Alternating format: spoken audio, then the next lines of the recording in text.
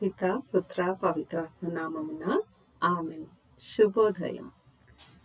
ఈరోజు దేవుని వాగ్దానము, భూమ్యాకాశములను సృజించిన ప్రభువు నుండి నాకు సాయము లభించును. కీర్తన 121 వచనము 2. క్రీస్తు ప్రభునందు మన విశ్వాసాన్ని ప్రకటిద్దాం. యేసువా, మీ మరణమును ప్రకటించెదము, మీ ఉత్థానమును చాటుదము, మీరు మరలా వచ్చి వరకు వేచియుందుము. త్రిత్వైక సర్వేశ్వరుడు మనకు చేసిన సకల మేలులకు వారికి వందనములు సమర్పిద్దాం. తండ్రి దేవా, మీకే స్తుతిగన మహిమ. యేసుదేవా, మీకే స్తుతిగన మహిమ. ఆత్మదేవా, మీకే స్తుతిగన మహిమ. త్రియేక దేవా, మీకే స్తుతిగన మహిమ. ఈరోజు దేవుని వాక్యాన్ని చదువుకుందాం. మత్తయి సువార్త 13వ అధ్యాయం వచనములు 31 నుండి 35 వరకు. ఆయన మరి ఒక ఉపమానమును ఇట్లు వారితో చెప్పెను. పరలోక రాజ్యము పొలములో నాటబడిన ఒక ఆవగింజను పోలియున్నది. అన్ని విత్తనముల కంటే అది చిన్నదైనను పెరిగినప్పుడు అది పెద్ద గుబురై వృక్షమగును. దాని కొమ్మలలో పక్షులు వచ్చి గూళ్ళు కట్టుకొని నివసించును. ఆయన వారికి మరి ఒక ఉపమానమును ఇట్లు చెప్పెను. ఒక స్త్రీ పులిసిన పిండిని 3 కుంచముల పిండితో ఉంచగా ఆ పిండి అంతయు పులియబారెను. పరలోక రాజ్యము దీనిని పోలి ఉన్నది. యేసు జన సమూహములకు ఈ విషయములన్నీయు ఉపమానములతో బోధించెను. ఉపమానములు లేక వారికి ఏమియు బోధింపడాయెను. ప్రవక్త పలికిన ఈ కింది ప్రవచనము నెరవేరునట్లు ఆయన ఈ రీతిగా బోధించెను.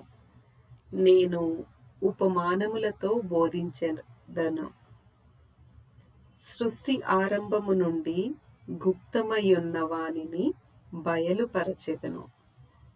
ఇది క్రీస్తు సువిశేషము. క్రీస్తువా, మీకు స్తుతి కలుగునుగాక. ఈరోజు సువిశేష పఠనాన్ని ధ్యానిద్దాం. 31వ వచనం గమనించినట్లయితే, పరలోక రాజ్యము పొలములో నాటబడిన ఒక ఆవగింజను పోలి ఉన్నది అని చెప్పబడింది. పొలము అనగా మన హృదయము, లేదంటే మనము అనుకోవాలి. ఆవగింజ అంటే అది విశ్వాసానికి సాదృశ్యము. క్రీస్తు ప్రభు ఒక వచనం చెప్తారు కదా, ఆవగింజ అంత విశ్వాసం ఉన్న ఈ కంబళి చెట్టును నీవు వేళ్లతో పెకిలించగలుగుతావు అని చెప్పి చెప్తారు కదా. అక్కడ ఆవగింజ అనగా విశ్వాసమునకు సాదృశ్యము. పొలము అనగా మన హృదయము లేక మనము. మన హృదయంలో విశ్వాసం అనే ఆవగింజ అంత విశ్వాసము నాటబడితే అని చెప్పి ఈ వచనము చెప్పబడుతూ ఉంది. ఆ విత్తనం నాటబడినప్పుడు ఏమైతుంది? విశ్వాసం అనే విత్తనము నాటబడినప్పుడు విశ్వాసంతో మనము ప్రార్థన కూడా జత చేసినప్పుడు ఏమవుతుంది? ఆ చిన్నదైన విత్తనము పెరిగి అది పెద్ద గుబురై వృక్షంగా మారుతుంది. దాని కొమ్మలలో పక్షులు వచ్చి గూళ్ళు కట్టుకొని నివసించును. అంటే మనము సంపూర్ణంగా క్రీస్తు ప్రభులో ఉన్నప్పుడు మనము ఇతరులకు ఆశ్రయముగా మారుతామన్నమాట.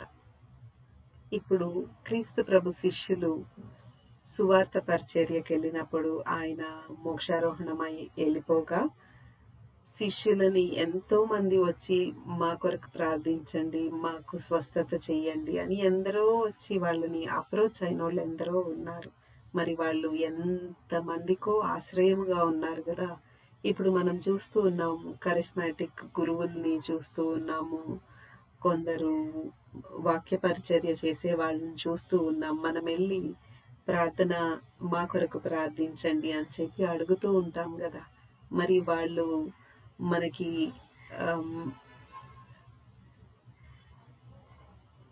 ఆశ్రయముగా మారుతున్నారు కదా! అలాగే మనం కూడా విశ్వాసం నందు, క్రీస్తునందు ఎదిగినప్పుడు మనము ఇతరులకి ఆశ్రయంగా మారతాము. ప్రార్థన గురించి గాని అట్లా అన్నమాట. మళ్ళీ 33వ వచనం గమనించినట్టయితే, ఒక స్త్రీ పులిసిన పిండిని 3 కుంచముల పిండితో ఉంచగా ఆ పిండి అంతయు పులియబారెను. పరలోక రాజ్యము దీనిని పోలియున్నది అని చెప్తూ ఉన్నారు. ఒక ఇంట్లో ఒక స్త్రీ గనక, స్త్రీ గాని, పురుషుడు గాని ఎవరైనా ఒకరు సంపూర్ణమైన దేవునికి అంకితమైన జీవితాన్ని గడుపుతూ ఉన్నారనుకోండి, వారు వారి ప్రార్థన ద్వారా వారి కుటుంబస్తులను, ఇతరులను ప్రభావితం చేయగలుగుతారనమాట. పవిత్రాత్మతో వాళ్ళు నింపబడినప్పుడు, వాళ్ళు ఇతరుల కోసం ప్రార్థించినప్పుడు, వారి కుటుంబస్తుల కోసం ప్రార్థించినప్పుడు వాళ్ళు కూడా పవిత్రాత్మ శక్తితో నింపబడతారు. వాళ్ళు పరలోక రాజ్యానికి అర్హులవుతారు అని ఈ వచనం చెప్తూ ఉంది. అందువల్లనే ప్రతి ఒక్క కుటుంబం క్రీస్తుకి అంకితం చేయబడి ఆయనలో ఎదగాల, ఆయనలో ఫలించాల. ఆయన పవిత్రాత్మయందు పులియబారాల మనమంతా. అప్పుడు దేవుని రాజ్యానికి మనము అర్హులమవుతామన్నమాట. అదే ఈరోజు సువిశేషం యొక్క సారాంశము. ప్రార్థించుదాము. ఓ క్రీస్తు ప్రభువా, ఆవగింజ వంటి దృఢమైన విశ్వాసాన్ని మాకు దయచేయం ప్రభువా. మంచి ప్రార్థనా జీవితంని మాకు అనుగ్రహించండి ప్రభువా.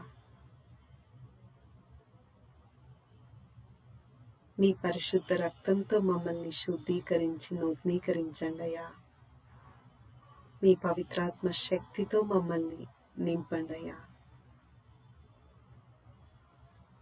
మీ కాపుదలలో, మీ భద్రతలో మమ్ములను, మా కుటుంబాలను, మా సంఘాలను, సమస్త మానవాళిని ఉంచి కాచి కాపాడి సంరక్షించండి ప్రభువా. మీ రాజ్యము